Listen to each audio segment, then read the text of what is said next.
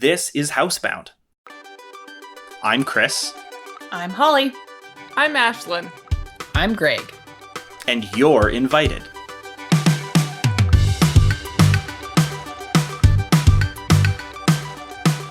Welcome to Housebound, a podcast we made because we needed company. If you're joining us for the first time, this is a podcast where we like to talk about things that are on our minds. Today, I'm going to lead a little bit of a discussion on how to start a business, and I guess along with that comes managing and maintaining said business. So if you were ever interested in starting your own business, this might still not be the podcast for you, but I will let you know some things that I discovered along the way, so you can cherry pick the information that works the best for whatever situation you're in.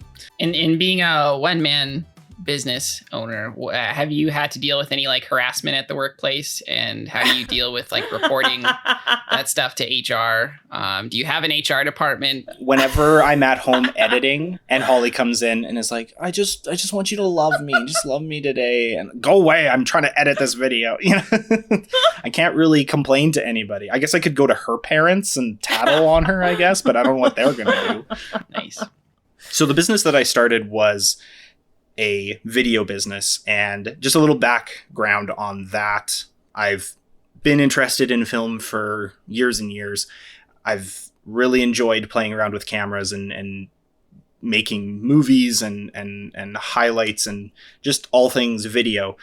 And so when I had the opportunity to tag along with some projects or even lead some small projects amongst my peer groups, I jumped at the chance to do a wedding video here or a camp video there, and that spurred me along to what eventually became me purchasing some gear because I wanted to try to make a little bit more professional videos. So, Chris, does that mean that you'll take pictures for that wedding? No, I'm not a photographer.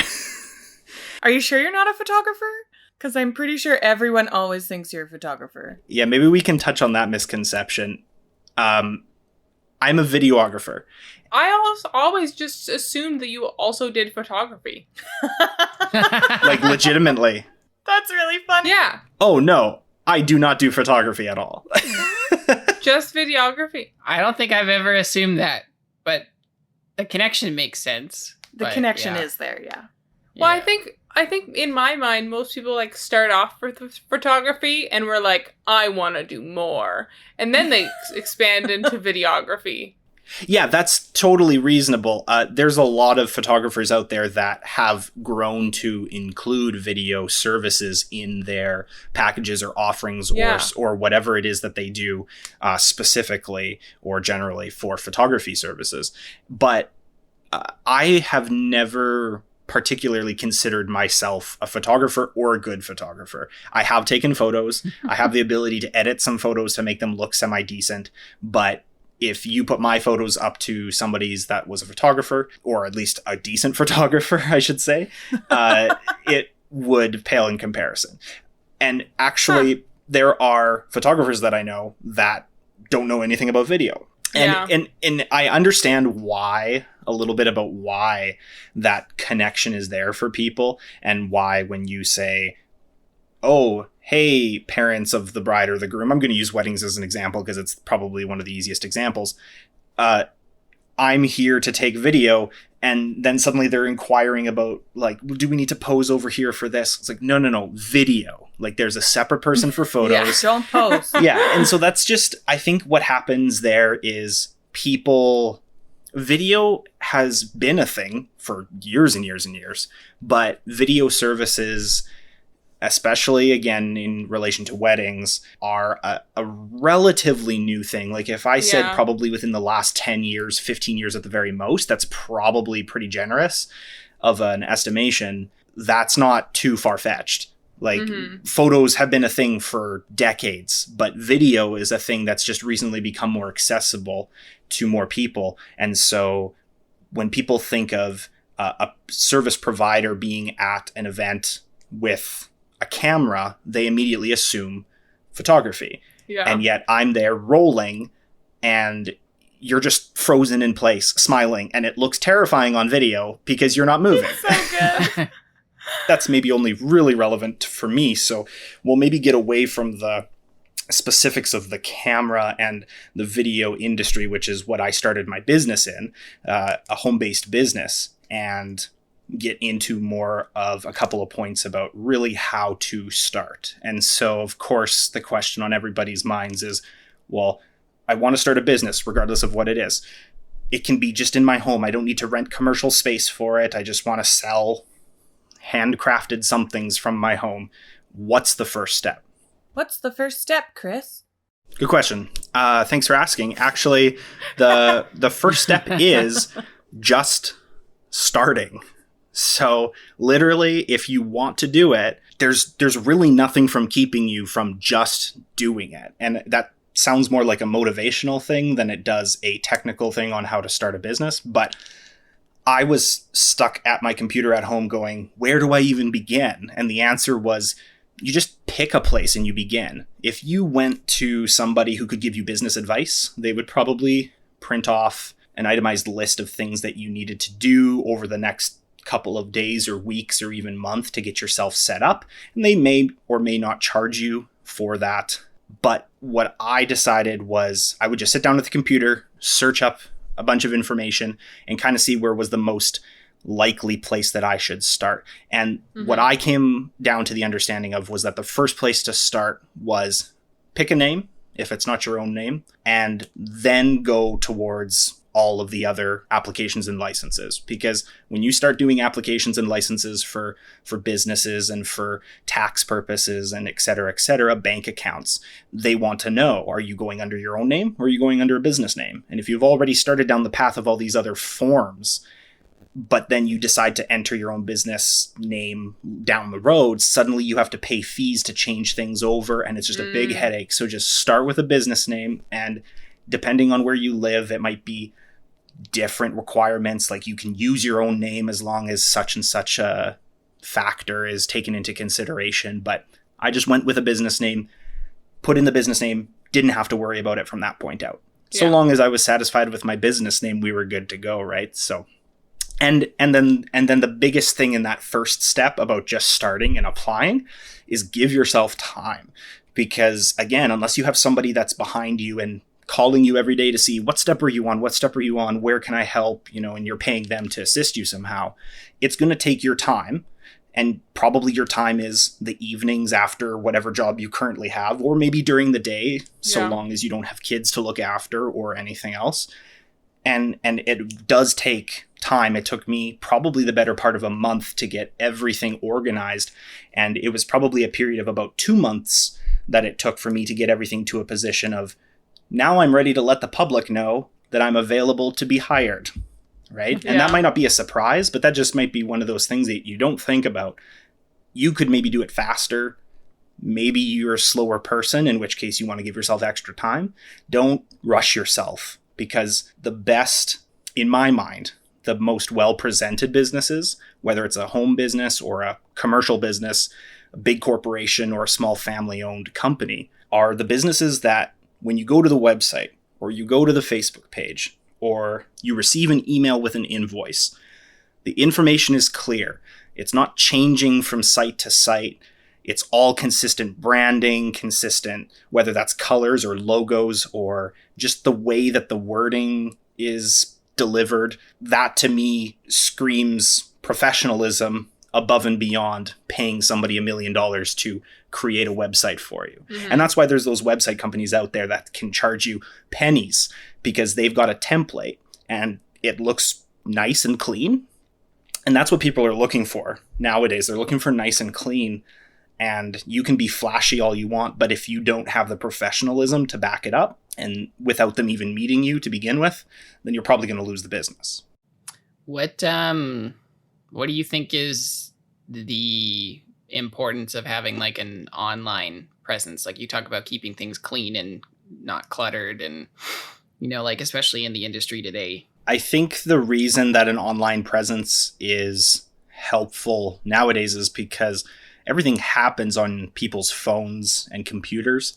And there is a whole generation of people that are still out there today that aren't used to that. There's still the letter mail and phone a person when you want to talk to them, or drive over to their house and knock on their door to see if they're home kind of generation. And that's totally fine. And they might be, depending on what business you're in, a big bulk of your clientele. But for the general person that needs to deliver something or submit something or ask a question or tag you in a post or interact with you, however, it's more than likely going to be online. And so having a online presence that makes you more reachable, more widely reachable, is going to set you a couple of steps ahead. And I'm not even going to get into the whole, like, you can advertise on this way or this platform. I'm just talking about the free tools that are out there when you sign up for a free social media account, or you sign up for a free email service that you can use their suffix in your email address, but you can put your own business .name at the beginning. That just is a lot better than when you email somebody from sci-fi fan at 323.org. Like, does that make sense? Does that answer your question? Yeah. No, and like, do you think there still is value though in like the more word of mouth kind of like person to person type thing that's not just on the digital world? Or yeah, there's definitely value to that, but it takes a lot more effort. So if you want to speed up that process or reach as many people in bulk as possible, having a good online presence to begin with does that initial legwork for you. And then you can decide what kind of company you want to be in your interactions with other people in person further down the line, once you've already garnered that attention or gotten that reputation built. Anyways, like that's just my opinion. And I think too, we live in an age where even if you're told about a company from somebody else that you trust, the first thing that you do is go to their website or go to their Instagram or go to their Facebook page or whatever to like bookmark it to know, oh, this is who I want to go like look at hiring, and B, to see how other people have felt too, like if there's any reviews or anything like that. So even with the word of mouth, which I think in Christopher's business, we've gotten a lot of business that way.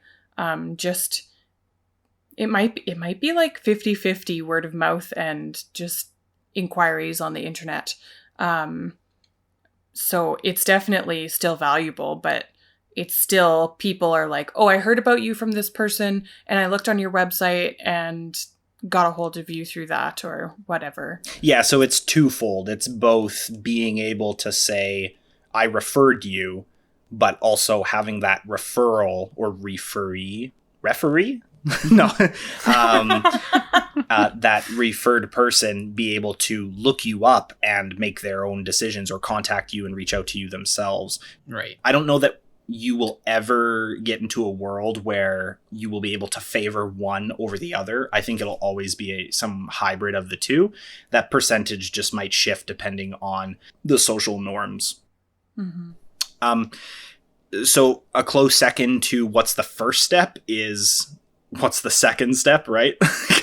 But the second step or the next steps, in my opinion, again, should be knowing what to apply for in the next order. So I said that in the first thing that you need to do is solidify a name. And if you're going to make a business, create the foundation for that business, the name and like the wording and the mission statement and whatever. And then you can move from there to your next steps pretty easily. Again, I didn't know exactly what order to do this in, so a lot of it was just trial and error, to be honest. I would search up what I needed to be a business that existed within my province, within my city, and here are like a million different licenses and applications that you need to fill out. Great. Well, which one do I do first? Because this one will sometimes ask for information from this kind of an application. Well, that's a pretty clear indication indication that that one is supposed to come first, not second. And then this one doesn't refer this one at all, but refers this one. And so, okay, I can place that third, but now the fourth one is requesting the first one or something. And so there's sometimes hints within the documents themselves if you kind of read through them a little bit as to what kind of a step in the process that should be. And that's really just what I did. I pulled up a bunch of forms, decided, let's start with this one, print off a rough copy of it, fill it out, and look at it and go, is there information on this that I'm missing? If I submitted it today, would I be screwed? And if the answer is no, then maybe submit it. The other thing that kind of leads you in which direction to go is, and this is my third point, about how much does it cost? Because applications, sometimes they're free, but often they're between $25 to $50-ish for some kind of an application. So you want to take that into consideration. Are you spending all of your money up front on like the license that you don't even know that you have all the proper paperwork for?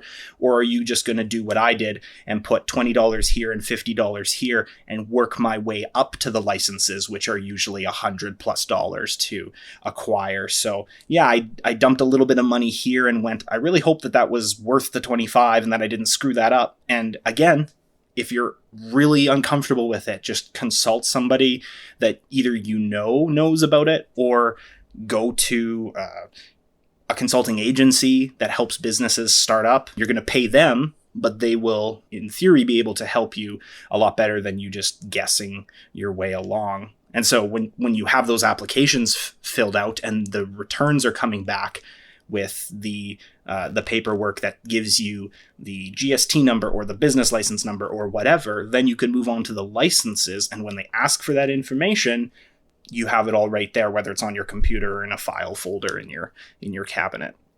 And then, like I mentioned before, social media accounts, those accounts are free typically.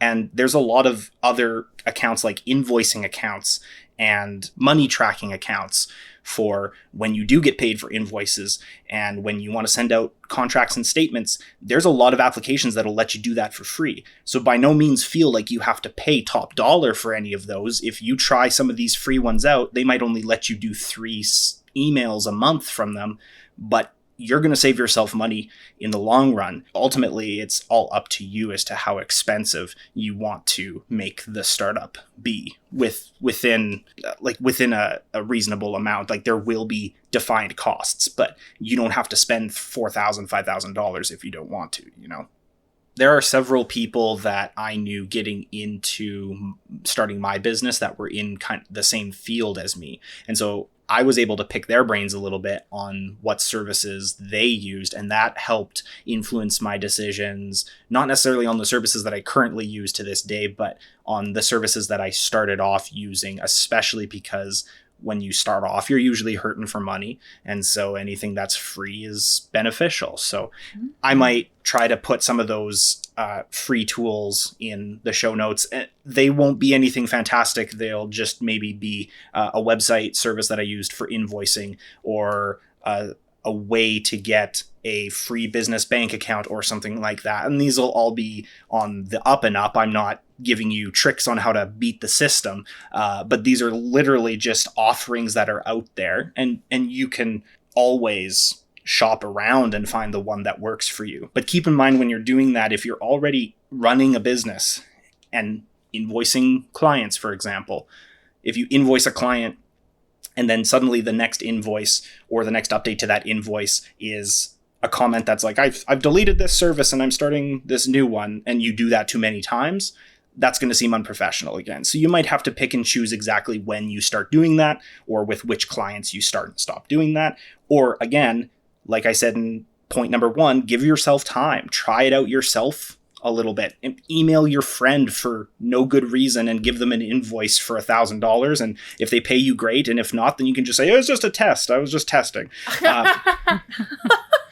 Use people that you know as guinea pigs and just get them to try out the system. I know I got people to send me emails on my server to see if the emails were even getting through to me, to troubleshoot some of that stuff so that when I sent replies, it wouldn't come from this weird email address, So it really helps to take the time and think of the little details. And then when you think you've thought of everything, try it out. see if there's something you missed or get somebody else to try it out, because sometimes the closest people to you are the best critics. Mm-hmm. Now, as far as maintaining a business goes, that's going to completely depend on the business that you're running and the size of the business and the content of the business. So I'm not going to get too deep into different dollars and cents values here, but I will say that for my business, if I did bare minimum of these different account subscriptions, I could probably sneak by at only paying about $700 a year. But if I went to roughly where I'm at now, or did a little bit more of some of the pro subscriptions rather than just the entry level or level 2 subscriptions to the different services, I could easily be paying up to $2,000, $2,200 in a year just to have everything sit and be stagnant. So you really have to, and I'm in a position where I'm doing this now, where I'm really evaluating, I'm a little bit busier with some different work, still would love to maintain my personal business or my home-based business, but am I bringing in enough value to hold on to those resources, be feasible for me? So you just have to constantly be evaluating that. Your business is special too, because you are actually providing a service that takes your time, but it doesn't take materials that you need to bring in and make a product and then send out. You have your equipment and then you make a product and then you send it out. So it's mostly your time that you're selling rather than an actual item. So if our listeners are making a business that has some actual material thing, you're going to be like overhead costs. Yeah. You're going to be looking at an upkeep of your business being more expensive than $1,000 a year, because you just have to have those things on hand. Whereas with video, once you have your technology, you can just wait for, obviously you need to advertise, but you can basically wait for a job to come in and then you go and do that job. So it is a little bit unique. Yeah, there's a lot of different directions you can decide to take with it. You can be super aggressive with your advertising, and that will likely land you more work, and as a result will make it more feasible to keep your services in operation for longer and longer. But if you kind of just sit back and wait for everything to come to you, you might get some hits, but you might also struggle a little bit. And then that will lead you to have to question, am I not invested in this anymore? Do I just need to call her quits? And it's all up to you, especially if you're the one starting the business. You have as much value put into the business as you value the business, So what are some of the pet peeves of dealing with people that you've had to deal with in owning a business? Not to name any specific names or anything like that, but what are some of the kind of challenges that you've had to deal with in running your business as you interact with people, and how have you overcome that? Well, probably the first and most common one is people seem to think that I take photos, and I don't take photos. And that's not super frustrating, because I just kind of explain, look, no, I do video only, and it's all good. But outside of that, a lot of the people that I've had support me right off the bat, not all of them, but a lot of them have been people that I know, whether that's relationally, I'm connected to them, or simply a friend of a friend of a friend. The thing you have to watch out for, in my experience and the experience of others that also have self-run businesses, whether it's home-based or commercial-based, the default for people that are really close to you is to see that there's value in what you do and either credit that to you or feel as though that they're close enough to you that they should get a really great deal or something like that, right? And so you walk this line of people that are willing to pay you what you want, and you don't require that of them, so you give them a really good discount or something, or the people that know that you're valued at something, but this is a new realm to them. They are used to seeking out the service that they want for the price that they want. So that's maybe shopping around. But if you're close to them and they want to support you, their shopping around is shopping within your services and your pricing. So haggling or trying to get something for free, or you do something out of the kindness of your heart and then they give you no credit for it. And so, that might be on you to disclose that ahead of time that, Auntie, whatever, you need to tag me in your posts or something like that. But right. I think that it all has to also do with the mindset of the person that you're interacting with, because people our age, millennials or Gen Z, they are more than likely to tag or share or comment on social media. They may not be so likely to share word of mouth. And people older than that are the opposite. Not as a general rule, but it happens more often than not. You just have to be mindful of who you're interacting with. And when you value yourself as a service or as a service provider, you are firm with that. And this doesn't mean you have to burn bridges, but hopefully the people that you're interacting with, if they're close to you, are willing to accept that of you. And what I did right off the bat was I way undervalued myself, because I wasn't confident that I could give somebody what I considered to be the value of what I was giving them for the services based on other professionals in my field. So I went 33% of the value of those people. So if somebody was selling something for $100, I would do it for $33. And then after about 6 months, I jumped up to like 50. And then after a little while, I jumped up to 65. And I'm still not at 100%, because I'm still not 100% that I can deliver on those high quality products or services. But I am increasing my value as my value does increase. So as I learn more, or as I can provide more, etc. So, and have you had to have conversations with people who had hired you at the 33% and now you've reached the level of 65 and your prices have gone up? Have you had to explain to them why that is, or have you? Yeah, it's happened a couple of times where people that hired me right off the bat, there was one group that I was working with fairly intimately, and they saw my prices go up as I was progressing in my skill, and my business was growing a little bit. And I was clear with them from the beginning that that's probably how the direction would go. And so, we've had little haggling sessions in the background that I wouldn't necessarily offer to other people, but that's, you got to make that decision on your own as a business person. Are you willing to do that in the first place or not? Mm-hmm. What's the business worth to you?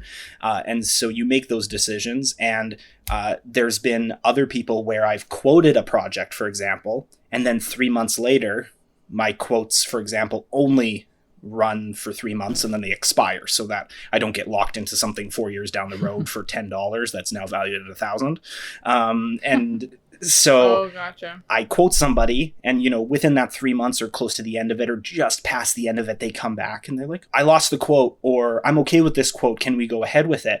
And I have to say, okay, here's the new quote, that quote has expired anyways, or whatever. Then they're like, what's with this 75% increase or 125% increase or whatever? And I just have to say, look, I gave you a really good deal right off the bat, and I told you I was giving you a really good deal. There's a line on that first invoice that says, discount. I really want your money, so I'm giving it to you for really cheap, and hopefully you'll come back to me in the future, And you have to just kind of play those by ear as well. Do you haggle with them further, or do you just stand your ground? It's kind of all up to you. I think a final question would be, why? Why start a business? And I can't answer for everybody. I can only answer for myself. Here are a couple of reasons why I started my own business rather than just shopping around for a business that would employ me and I wouldn't have to do any of the work aside from my 8 to 5, Monday to Friday, or whatever it was.